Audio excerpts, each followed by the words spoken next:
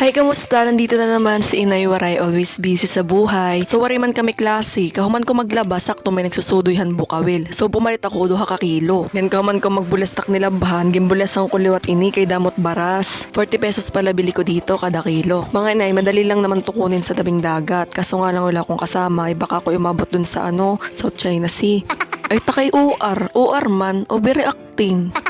Ang tawag nga pala dito sa amin yan ay bukawil. Hindi ko lang alam kung sa ibang lugar kung ganun din yung tawag. Saan yung mga tulo ka bisis ko inigin bulyasan kay di ba damo nga nit baras tapos malaway pa. Malalaman mo daw to pag fresh pa kasi maraming buhangin. Oo nga naman maraming buhangin. Ngayon kahuman ko magbulyas mga inay, ginkuha kon karaha kay para magpakaladkad na akong tubig. Dirigad damo, siguro mga tungan tiner okay na. O tungan tiner ka damo.